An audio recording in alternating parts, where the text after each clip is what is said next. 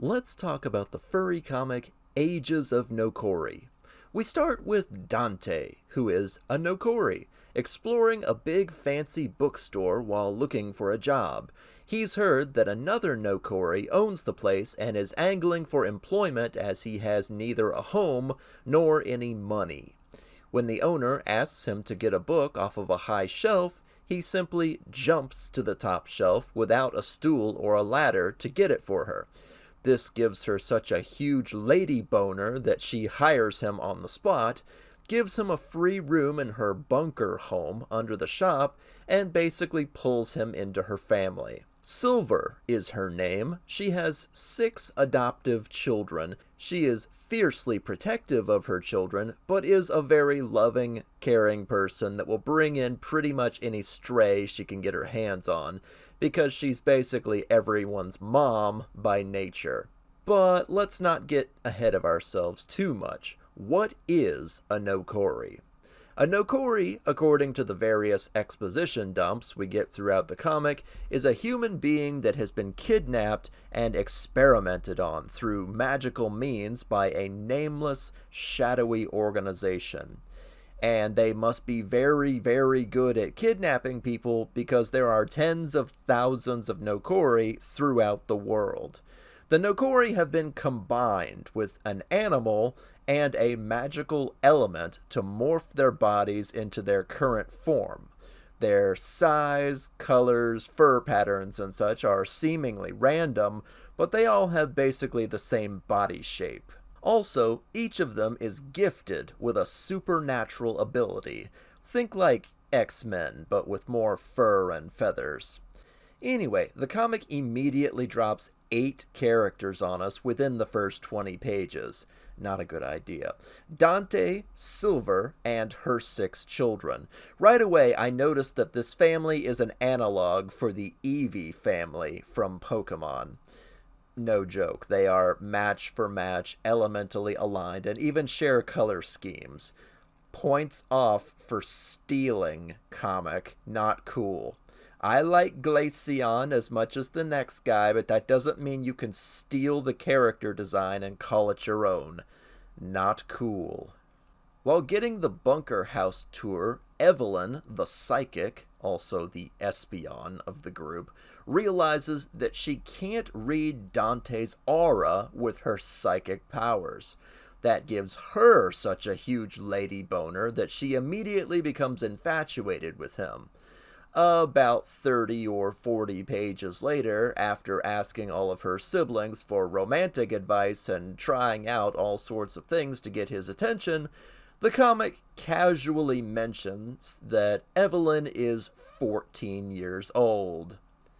Ugh, you made it weird. You made it weird, comic. Why? Why would you do that? Oh, Silver is being literal. They are actually children. It's really hard to tell, given that there's not a lot of size difference between her and the 6 of them. I was actually shipping Dante and Evelyn for 35 pages, comic. Thanks. Thanks for making me into a creep. Dante is 26. And of course, since this is a furry comic, we are not allowed to have a straight protagonist, and Dante very firmly says that even if they were the same age, he's gay. Would it kill furry comics to have some straight representation now and then? There are dozens of us out there. Dozens, I say! I'm just teasing. Anyway, Dante finds a boyfriend and goes on a date. The boyfriend is not very interesting and honestly doesn't add anything to the story. We are introduced to his boyfriend's family, and it adds a whole pile of more Nokori to add to the roster, none of which will I remember because they are also not important to the story.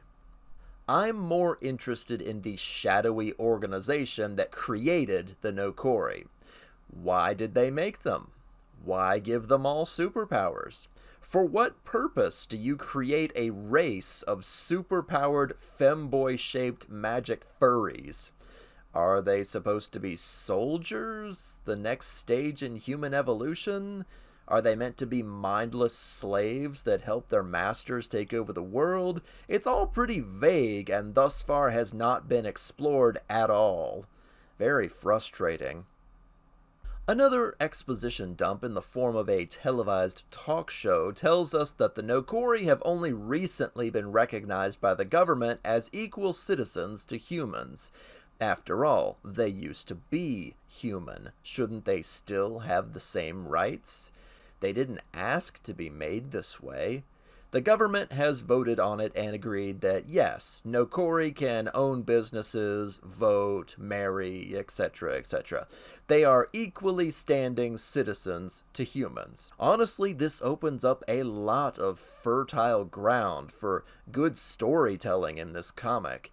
How do humans treat Nokori on the day-to-day basis? Is it taboo to date or marry a Nokori? Are people scared of them because every single one of them has a supernatural ability?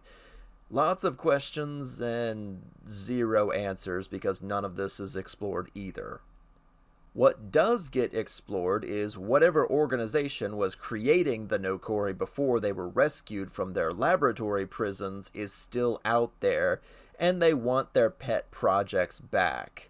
3 of their creations, called Stalkers, attack the bookstore, and Evelyn senses them coming, as she is the psychic of the group, so they all go into lockdown, locking Dante out in the process.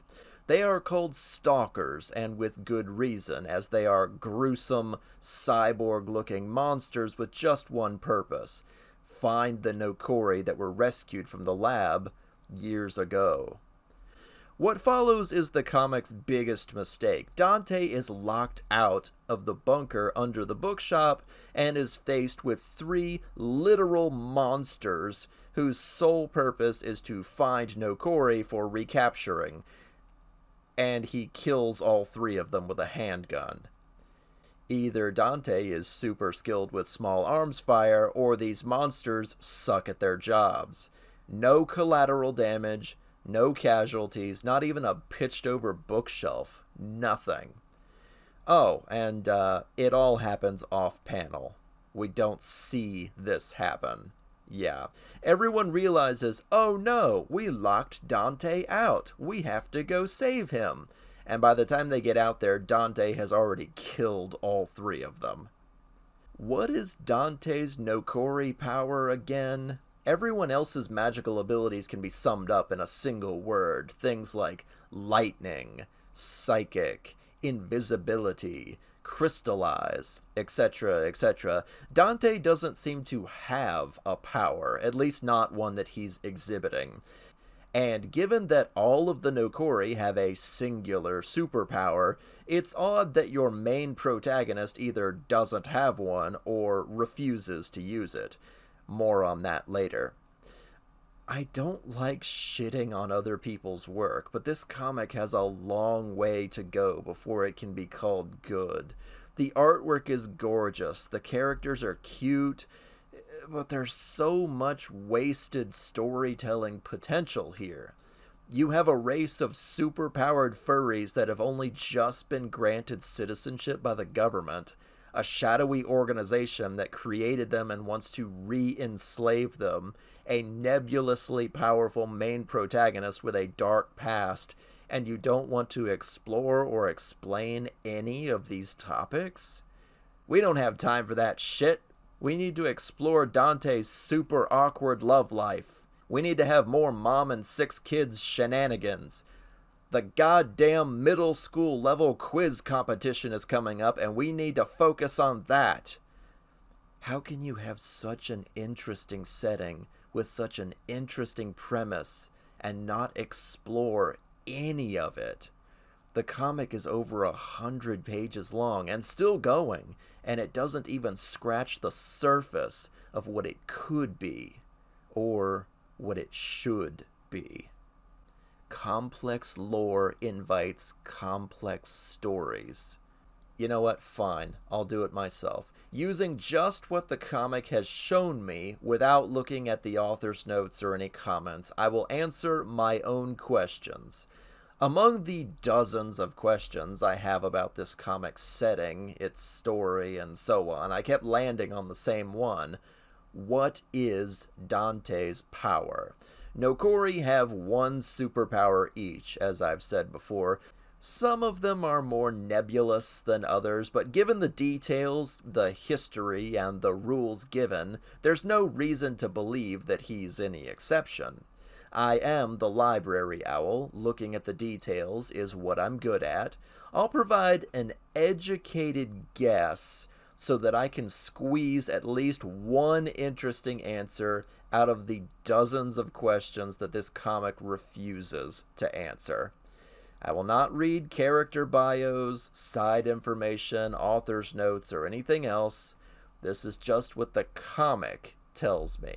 We'll start at the very beginning of Dante's Nokori form creation. Dante the human was clearly combined with a moose. His element is unclear. Dante glows when he's really happy. Whenever he does this, plant life near him explodes into bloom. Interesting. He is also rune-marked on his head and has a complex seal on his chest, both of which were already there before he became a Nokori. It's implied that he had magic as a human, and it raged out of control and killed someone in the process. The fact that he has a secret magic book that is shown once in the comic's entire run so far tells me that he was a powerful practitioner of magic when he was human. Given that he was 18 when he was turned into a Nokori, he may have been some sort of prodigy. There is one other Nokori in the comic that shares the same seal on Dante's chest, and he is being kept very tightly imprisoned. You'll notice that the seal is around him, not on him, like with Dante. This signals danger and, again, caging a greater power. This implies to me that whatever Dante's power is at the very least dampened by the seal on his chest. So, based on all this evidence, I would wager that Dante's power is probably sunlight. Whenever he is beaming with happiness, it leaks through. Sunlight can blind as well, which explains why Evelyn can't see his aura. If she's looking into the sun on a magical spectrum, she wouldn't be able to see anything. She would be blind. It also explains Dante's nightmares about burning someone alive with his magic. Sunlight can burn.